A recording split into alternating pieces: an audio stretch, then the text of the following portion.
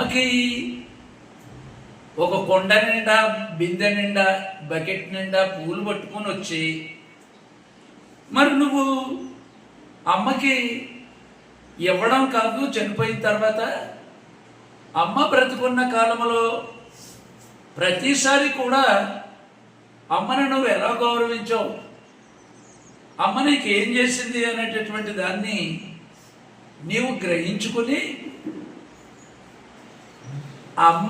అమ్మ కూర్చున్నటువంటి పండుగ సంవత్సరానికి ఒకసారి కాదు, ప్రతిరోజు మాతృ దినోత్సవమే నీకని చెప్పారు. హల్లెలూయా. ఎందుకు అలా చెప్పారు మన ప్రవక్త? తల్లి చాలా గొప్పది. ఎందుకు గొప్పదండి? మనం పుట్టినప్పుడు మొట్టమొదట ఇలా చెయ్యవేసింది ఎవరు? అమ్మ. గర్భములో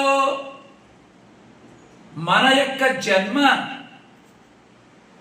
ఆ గర్భములో పడవేసినటువంటి స్థితిలో ఏ గర్భంలోనూ మన అమ్మ కడుపులోనే పడ్డాం.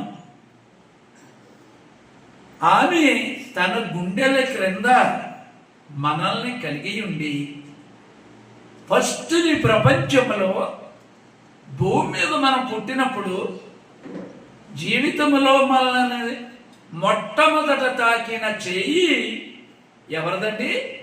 అమ్మది. తరువాత మనము జన్మించినప్పుడు మన కళ్ళ నుండి కారుచున్న కన్నీటిని తుడిచేదెవరు? అమ్మా.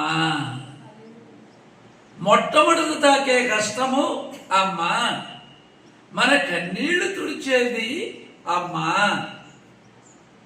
కొంచెం నువ్వు పెద్దవాడైన తర్వాత పాలిచ్చి జోకెట్టి ప్రేమించేది, నీకు జోలపాట పాడే మొదటి వ్యక్తి ఎవరు?